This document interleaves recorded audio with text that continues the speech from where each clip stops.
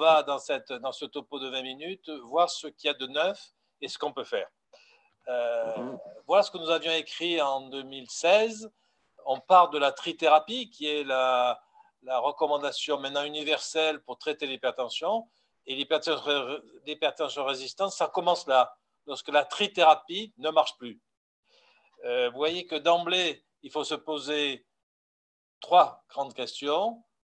L'observance du traitement, la nature de ce traitement et la véracité des chiffres tensionnels. Et ça, c'est majeur et quotidien en pratique. Est-ce qu'il n'y a pas d'effet blouse blanche notamment? Et la 4e incidence, c'est est-ce qu'il n'y a pas derrière une cause de résistance, c'est-à-dire une hypertension secondaire? Alors, regardez en France, le premier point sur le traitement. On sait tous et toutes qu'il faut une trithérapie comportant blocage du système rénine-angiotensine, anticalcique diurétique. Et vous voyez qu'en 2015, ce qu'on faisait avec les comités français de lutte, des enquêtes flash qu'on a fait tous les ans, tous les 2 ans maintenant depuis 15 ans, on s'aperçoit qu'en France, les trithérapies, c'est seulement 14% des hypertendus, dont il y a un sous-traitement. Et deuxièmement, ces trithérapies ne sont pas toujours bonnes. Vous voyez, elles se conforment aux recommandations dans 30% des cas. Dans 2/3 des cas, il y a un bêta-bloquant qu'on peut donner pour une cause cardiologique, ça tout le monde sait ça, mais qui, on sait, ne marche moins dans l'hypertension après 55 ans. Et donc, une des causes, effectivement, de résistance, c'est un traitement inadapté, et notamment la persistance d'un diurétique passé 65 ans pour l'hypertension. Bien sûr, on peut le garder pour d'autres causes, mais pour l'hypertension, il est inefficace. D'ailleurs, cette diapo vous présente des recommandations européennes et américaines, et vous voyez que tout le monde s'accorde à 3 médicaments comportant un blocage, un calcium bloqueur, un diurétique. Ce qu'il y a de plus, c'est que vous voyez, pour les Américains, et maintenant c'est aussi dans les autres recommandations, on rentre dans cette hypertension résistante, des hypertensions qui ont besoin de 4 médicaments, qui peuvent être contrôlés, mais qui ont 4 médicaments. Et on verra tout à l'heure que ce n'est pas négligeable. Vous voyez l'intérêt d'obliger d'avoir un diurétique, et un diurétique à bonne dose, de titrer au maximum les médicaments. Donc, par exemple, pour l'hydrochlorothiazide, ce n'est pas 12,5, c'est au moins 25 mg. On va revenir sur l'adhérence qui est majeure et sur la mesure de pression artérielle. Et ça a été, vous savez, souvent beaucoup de travail dans le service sur la mesure de pression artérielle. Une autre nouveauté, c'est le concept d'hypertension réfractaire. Vous voyez, ce qui a été défini par les Américains en 2018, c'est la présence d'une hypertension non contrôlée avec 5 médicaments, donc toutes les classes y sont, qui comportent bien sûr un diurétique thiazidique, hydrochlorothiazide ou chlortalidone ou indapamide, et un blocage du système rénien de l'aldostérone, c'est-à-dire la spironolactone. Donc, ce sont des cas rares, mais qu'on voit de plus en plus, c'est sur ces cas-là qu'on parfois on réfléchit sur la possibilité d'une dénervation, de barostimulation. On va y revenir en fin de parcours. Voilà ce qu'on retrouve dans la littérature sur la prévalence ou la fréquence de l'hypertension résistante. Dans la population, c'est de l'ordre, vous voyez, de 8 à 9%, un peu plus dans les études, notamment dans les études de diagnostic rénale, c'est logique, où la résistance est plus importante. Et si on en rajoute les hypertensions qui ont contrôlé à plus de 4 médicaments, bien sûr, la fréquence augmente aux alentours de 15%. Donc, retenez qu'avec 3 médicaments, blocage, anticalcique diurétique, on doit contrôler 85% des hypertendus à condition qu'ils les prennent. Et ça, c'est des conditions pas toujours faciles. Vous voyez, dans ce schéma, on voit bien qu'on part en clinique, en consultation. Quand vous voyez votre patient, il est apparemment résistant s'il a les bons médicaments. Il faut toujours exclure un effet blouse blanche, donc on va voir par automesure MAPA. Il faut toujours penser à l'adhésion, à l'adhérence au traitement. On va voir que c'est difficile et qu'on se trompe souvent. Et c'est après avoir éliminé ces pseudo-hypertensions résistantes qu'on parle vraiment d'hypertension résistante. Vrai. Voilà un papier récent de 2019 sur 3 millions de patients. Vous voyez, la vraie hypertension résistante, c'est 10%. L'apparente, la pseudo-hypertension, c'est 10-15%. Vous voyez qu'il y a autant de faux positifs que de vraies hypertensions résistantes. Alors, comment faire? Ça, je vais le passer. Voilà aussi une diapo majeur. Vous voyez que la mauvaise adhérence, c'est environ 30 à 40% des hypertensions résistantes. Que l'effet blouse blanche, c'est aussi 30%. Je profite de vous dire que cette hypertension blouse blanche, chez les 30% de la population, elle devient à 50% passé 80 ans. Donc, chez les sujets âgés, obligatoirement chercher un effet blouse blanche. Mais vous voyez le sous-traitement, hein, l'inertie des médecins, c'est près de 60%. Et enfin, la mauvaise prise de pression artérielle en consultation, c'est, vous voyez, 30%. Alors, je vais m'expliquer sur les deux derniers, car nous avons fait des enquêtes flash avec des mesures automatiques, 3 mesures chez l'accord de patient étudié. Et vous voyez qu'en 2019, si on regarde chez les hypertendeurs traités la fréquence de l'hypertension, si vous ne faites qu'une seule mesure, c'est 61% des gens traités qui ne sont pas contrôlés, au seuil de 135-85. 2 mesures, vous avez 50%. 3 mesures, et la moyenne des 2 dernières en vert, c'est 46%. Vous voyez qu'on a 15% d'erreurs, et donc il faut avoir des appareils automatiques, il faut mesurer et répéter les mesures et faire la moyenne des 2 dernières. C'est pareil chez les sujets jeunes de 35 ans et plus, ou chez les sujets non traités. Donc, l'erreur de mesure est fréquente en consultation si on ne fait qu'une seule mesure. Le sous-traitement, voilà en France, je vous ai dit tout à l'heure, 14% de trithérapie. Voilà, vous voyez, en 12 ans, l'évolution des plurithérapies en France, qui n'est pas bonne. Puisque vous voyez que la monothérapie, c'est 50% des cas, que la bithérapie, qui devrait être plus importante, elle était à 30%, mais elle baisse, et que cette trithérapie se plafonne à entre 12 et 14%. Or, un médicament, une monothérapie dans l'hypertension contrôle 40% des gens, une bithérapie 60%, maximum 70%. Une trithérapie bien conduite doit contrôler, quand elle est prise et tolérée, 80-85%. Donc, on doit faire des plurithérapies qu'on ne fait pas assez. Quand on est maintenant sur la mesure de pression artérielle, il y a bien sûr l'automesure que vous connaissez et la MAPA. 2 diapos en plaidoyer de la MAPA, car vous savez que l'anxiété est une cause de montée de tension en automesure. Et voilà un exemple concret d'une de mes patientes qui avait une hypertension résistante sévère et qui a pris l'automesure pendant la MAPA. Et vous voyez bien que la moyenne est à 18, mais quand on prend l'automesure, elle est à 23. Donc, attention, l'automesure seule peut majorer les chiffres en cas d'hypertension chez un sujet anxieux. Donc, si vous avez un doute, il faut faire une MAPA. À l'inverse, voilà un patient diabétique, hypertendu bien sûr, qui avait une automesure normale au repos, chez lui, mais qui avait des maux de tête au travail, puisqu'au travail, il y a une hypertension masquée, on le voit bien, puisqu'il a porté le holter 48 heures. Il était vraiment observant à nos recommandations. Et vous voyez que dans la journée, au travail, il monte à 160 de 100 de diastolique et 160 de systolique. La nuit, il baisse, et au repos, c'était vendredi, samedi, sa pression est normale. Et quand il prend une automesure, au repos, elle est basse. L'HTA masqué, c'est 15% des cas, mais chez le diabétique, c'est 40% des cas. Donc, si vous avez vraiment un retentissement des organes cibles, etc., si une automesure est normale, allez plus loin et faites une MAPA. Quels sont les facteurs d'hypertension résistante? C'est bien sûr ceux liés à l'hypertension qui sont l'ancienneté, le niveau de pression, le nombre de médicaments pris. C'est bien sûr les facteurs associés à l'atteinte des organes cibles, hypertrophie ventriculaire gauche, on en a parlé, insuffisance rénale, insuffisance cardiaque, bien sûr, ceux liés aux habitudes, le diabète, le syndrome métabolique, l'obésité, l'alcool en France est un facteur de résistance, et le sodium. Et vous voyez que les recommandations mettent bien la natriurèse des 24 heures. Le ionogramme urinaire, on le fait nous systématiquement dans le service, et on a des surprises. Le français moyen, je ne sais pas le marocain, si vous avez des datas, c'est 200 millimoles, c'est 12 grammes de sel. Si vous avez un sujet à 400 millimoles, c'est sûr que la résistance, et on le voit, est là.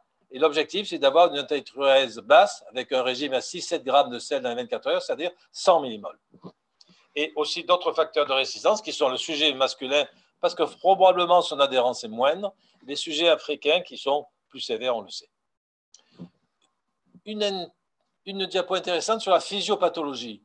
Vous voyez que c'est une diapo de Weber, le groupe allemand, qui montre qu'on peut casser globalement vous avez dans les personnes résistantes soit trop d'eau et de sel, hein, et vous avez souvent une entrée de sel, je viens de le dire, importante. Vous avez aussi des œdèmes, vous avez une rénine basse, vous avez parfois une acide urique qui ne va pas monter sous diurétique, vous avez une insuffisance rénale qui est une rétention aérosodée.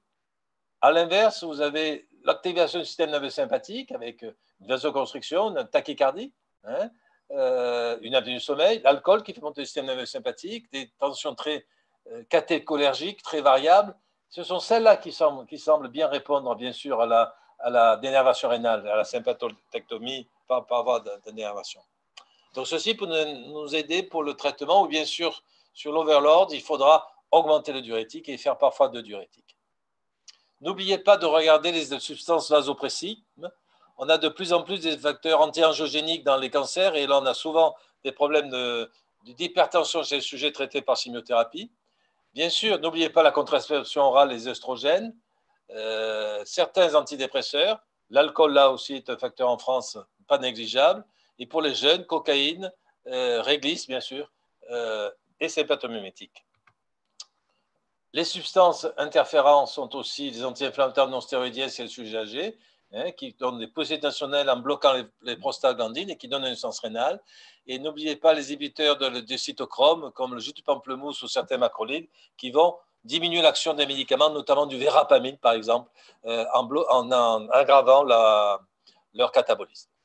On va venir au niveau du traitement maintenant, et un petit clin d'œil pour montrer, bien sûr, que déjà au temps de Jésus-Christ, lorsqu'on multipliait les plaintes, vous avez toujours des râleurs, surtout en France, il n'y en a pas du tout au Maroc, bien sûr. Hein, et vous voyez, nous, on a souvent, je suis végétarien, votre médicament, il n'y a pas de, c'est pas pollué, il n'y a pas du mercure. J'ai plusieurs fois des patients qui me disent, dans votre gélule X ou Y, je ne nommerai pas de nom, mais qu'il y a un peu de rouge, il y a du E quelque chose, et je ne veux pas le prendre à cause de ces marqueurs-là. Et bien sûr aussi les vegan free, etc. Donc vous avez toujours de la critique sur nos médicaments, et c'est ça le problème de l'adhérence. Nous avions fait aussi, j'avais en 2016 fait la modération de ce call for action, que vous pouvez trouver aussi sur le site de la Société d'hypertension, avec quelques recommandations pratiques sur l'observance. Alors, je ne vais pas les détailler, mais je vous montre simplement, vous pouvez trouver ces outils sur le site de la Société, du Comité français de lutte, et vous pouvez les télécharger. Tout simplement, une petite enveloppe, c'est l'échelle visuelle. Entre 1 et 10, ça ne prenait pas du tout de médicaments ou beaucoup, et vous avez là déjà une appréciation du nombre de comprimés de l'observance. C'est surtout les questionnaires de l'observance que vous pouvez télécharger. On l'utilise en 6 questions tous les jours dans le service, et ça nous permet par le questionnaire d'aller chercher ceux qui ont des réponses entre plus d'une ou deux, c'est-à-dire 3 ou 4 réponses positives qui montrent qu'ils observent mal les médicaments. Voilà le parcours de la prescription de médicaments depuis votre cabinet. Il y a bien sûr les pharmaciens qui peuvent délivrer, qui peuvent compter les médicaments, mais on ne le fait pas tout le temps. Il y a le patient à la maison, vous pouvez par des pilules électroniques, mais c'est un problème là uniquement d'essais cliniques. Regardez sa prise, et puis quand il revient à l'hôpital, vous avez d'abord votre impression clinique, mais quand nous, dans l'étude OTAS, on a regardé la non-impression et qu'on a fait des questionnaires en même temps, on s'aperçoit que les questionnaires dépistent plus de non-observants que notre sens clinique. Vous avez le comptage des comprimés, mais c'est les essais cliniques. Vous avez la prise du comprimé par l'infirmière, mais c'est que pour les hospitalisés. Et vous avez enfin ce dosage des médicaments dans le sang. Et ça, c'est important. On l'a fait dans les essais contrôlés et ça va devenir de plus en plus prégnant, je pense. Voilà une diapo majeure. Une diapo qui vous montre, c'est les hypertensions résistants. Quand on fait un dosage des médicaments, soit dans le sang, soit dans les urines, vous voyez que dans près d'une fois sur deux, il n'y a pas ou peu de médicaments dans le sang ou dans les urines. Vous avez aucun médicament en noir et peu de médicaments, insuffisamment en gris. Et vous voyez, l'endroit où c'est le moins important, c'est l'étude qu'on a fait en France, c'est DNRH-TN pour la dénervation rénale. On est quand même 23% de non-observants, tout simplement parce que c'est sélectionné sur un petit nombre de centres qui avaient l'habitude de voir ces patients, donc c'est une présélection. Si on voit dans le tout venant, eh bien on s'aperçoit qu'une fois sur deux, c'est l'observance, la mauvaise observance qui est la cause de résistance. d'où les dosages un peu compliqués. On a fait avec Béatrice Boinic un papier que vous trouvez dans la presse médicale, car on peut doser maintenant la plupart des médicaments. Et donc, on a des dosages. Nous, on a choisi de faire un dosage par classe thérapeutique. On dose le verapamil, l'amlodipine, parce qu'on dose les thiazidiques, on dose un inhibiteur de l'angiotensine 2 ou un IEC et un bêta-bloquant. Et donc, enfin, on ne fait pas ça systématiquement, mais ces dosages coûtent entre 50 et 60 euros et vous avez sur ce papier les différents labos en France qui peuvent le faire. Après, on est sur le problème d'hypertension résistance. On a éliminé une mauvaise observance, on a fait une MAPA, les médicaments sont bien pris, il y a une trithérapie qui va bien, et bien on cherche. Et on cherche et on voit dans ce papier de Rimoldi que par rapport à la population générale d'hypertendus, quand la hypertension résiste, on trouve beaucoup plus d'hypertendus et de causes. Et vous voyez que la cause principale, c'est l'hyperaldo primaire, l'hyperaldotéronisme primaire, adénome de cône ou hyperplasie. Et ensuite, c'est les cirrhoses artérielles ou les atteintes paraschémateuses. Et donc, quand il y a une hypertension résistance, l'enquête étiologique rapporte, est valable. Et voilà ce qu'on avait fait il y a quelques années dans le service avec François Sillol. Vous voyez qu'on trouvait 7 fois sur 10 une cause et on retrouve les hyperaldos en première. Alors, on a un biais parce qu'on a beaucoup de dysplasie, on recrute, on est centre de maladies rares et donc on a beaucoup de dysplasie. En deuxième, on a les sténoses artérielles. Après, on a quelques hyperaldos secondaires ou des rénines basses. Et après, on a le syndrome d'apnée du sommeil. Vous voyez, dans l'hypertension résistance, sur 100 cas en consécutif, on avait 7 fois sur 10 des causes. Et ensuite, il faut traiter. Et voilà les recommandations. Vous voyez qu'il y a toujours, en gros, j'insiste sur la natriurèse, car si vous avez une natriurèse qui est élevée, eh bien, il va falloir forcer sur les diurétiques, et c'est un overload. Et là-dessus, vous avez des diurétiques traditionnels. Nous n'avons pas la chlorthalidone en France, c'est dommage, parce que quand l'hydrochlorothiazide à 25 voire 50 mg est inefficace, changer de diurétique thiazidique peut être utile.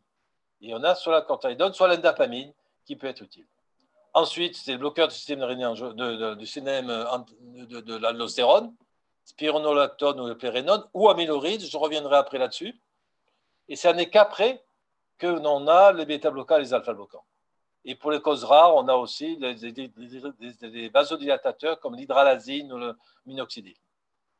Mais vous voyez, ceci est incontournable. Et je crois que j'avais mis ici, voilà, l'enquête Pathway. C'est un très beau papier de Williams et le groupe anglais de 2015 qui a regardé sur les hypertensions résistantes en automesure, les médicaments traditionnels, spironolactone, doxazocine, un alpha-bloquant, et le bisoprolol. Il a regardé la rénine. Et vous voyez qu'effectivement, l'aldostérone, l'aldactone qui bloque l'aldostérone est efficace, d'autant plus que la rénine est basse, mais qu'en moyenne, elle va faire mieux que le bisoprolol en automesure. 6 mm mieux sur la systolique et mieux que l'alpha-bloquant, 5 mm. Et donc, la messe est dite, on avait aussi dans la SCOT des données sur la spironolactone, le quatrième médicament à mettre, c'est la spironolactone. À 25, en surveillant bien sûr le potassium et la créatinine. Mais il y a des effets secondaires. Vous voyez, bien sûr, la gynécomastie et la dysfonction érectile, car c'est un antitestostérone, c'est proche de la progestérone, l'aldactone, et donc vous avez ce problème chez l'homme. Et c'est pour ça que nous utilisons fréquemment, nous, en première intention, l'amyloride, qui n'a pas ces effets secondaires, notamment chez l'homme. Et parfois les plérénones, maintenant, qui est tombé dans le domaine public en France. Et qui est aussi moins puissant que l'aldostérone. Il faut le donner en 2 prises. Il faut faire attention au cytochrome 450. Mais ce traitement marche. Et si vous voulez, si vous avez une chondrothérapie, vous arrivez à contrôler 9 hypertendus sur 10 à condition qu'ils prennent. Voilà un papier qui vous montre que l'amyloride est aussi efficace que la spironolactone dans la rénine basse. Vous voyez? Donc, nous l'avons sous le terme de modamine en France. On peut aller de 5 à 20 mg. Ensuite, ce qu'on peut proposer, mais pas dans tous les centres, c'est les dénervations rénales. Vous voyez le dernier papier qui est une condensé des 3 dernières études sur la dénervation, spirale sous médicaments, spirale sans médicaments et radiance. Et vous voyez en bleu, procédure SHAM, que ça baisse de 5 à 6 mm la pression ambulatoire par rapport au SHAM. SHAM, c'est une procédure où vous faites une artériole blanche d'un côté et une dilatation de l'autre. Pour être vraiment en aveugle, C'est un peu invasif, certes, mais c'est un procédé très précis. 6 mm, ce qu'on avait trouvé, nous, dans l'énervation à hypertension, 6 mm, mais ça ne guérit pas l'hypertension, ça se rajoute au traitement pour baisser la pression, hein, en faisant baisser l'activité sympathique.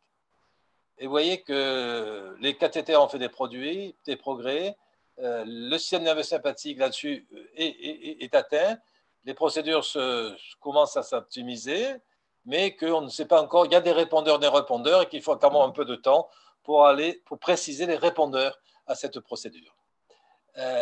Voilà aussi une méta-analyse du groupe de Stessen qui montre, nous on n'était pas là, DNF-HTN, c'était celle qui était la plus efficace, probablement parce que c'était des sujets présélectionnés bien un peu plus précis que les autres études. Vous voyez que ce n'est pas très actif en méta-analyse, mais quand on fait une procédure sham, un vrai aveugle, avec une artério-blanche à côté, vous avez en moyenne quelques millimètres de gagné, en moyenne. Mais il y a des répondeurs qui répondent plus, mais pour l'instant, on ne sait pas trop. Il y a une chose en cours, c'est de la recherche clinique, c'est la barostimulation qui va jouer sur le récepteur carotidien, sur le glomus carotidien, pour bloquer l'inférence sympathique avec un pacemaker dérivé, c'est un CRX. Voilà la première mouture. On est en train de le tester en France. Voilà le deuxième, et qui est plus petit, et qui va au niveau de la glomus carotidien stimuler et baisser le système nerveux sympathique. Mais étude en cours. Je vous cite les études sur les fistules artério-veineuses pour créer une hyperdébie et donc baisser la pression systolique, où on baisse légèrement, mais on semble, au bout d'un certain temps, échapper.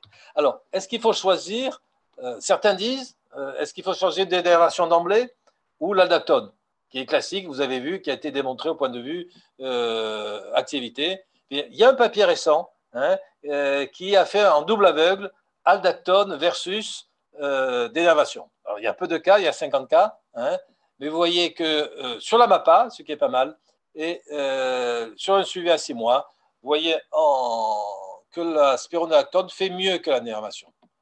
Alors, quand la d'énervation est complète, parce qu'il y a encore des problèmes techniques, et quand la spironolactone est bien prise, ce n'est pas toujours le cas, eh bien, vous avez aussi un bénéfice. Donc, je pense que l'aldactone doit être pris toujours en hypertension résistante avant de faire une énervation. Pour conclure, je vous montrerai l'algorithme simple que nous avions proposé à la Société d'hypertension et qui est toujours d'actualité. Trithérapie, à condition que ce soit la bonne, à dose optimale, c'est-à-dire qu'un diurétique à forte dose. Cherchez l'observance. Utiliser les questionnaires, c'est plus simple. Si vous pouvez aller plus loin sur la mesure dans le sang et les urines, c'est mieux. Cherchez bien sûr un effet blouse blanche. Et la MAPA me paraît essentielle, car l'automesure parfois est insuffisante. Cherchez un médicament adverse, ou une substance adverse, les anti-inflammatoires notamment, et les anticancéreux maintenant sont de plus en plus fréquents, et le sel surtout. Et nous, c'est un peu l'alcool en France pendant le confinement. Et si c'est confirmé, le spécialiste que vous êtes va faire une enquête étiologique pour chercher une hypertension secondaire. Vous voyez que c'est l'hyperaldo primaire qui est la première. C'est pour ça que la spironolactone marche, parce qu'elle va être donnée sur des gens qui ont probablement une hyperaldo primaire qu'on n'a pas diagnostiquée. Sinon, c'est un bêta-bloquant, un alpha-bloquant, et ensuite on discute, mais c'est moins de 5% des cas, une dénervation rénale ou voire une neurostimulation. Merci de votre attention. Ceci, je le garderai pour la discussion si nécessaire.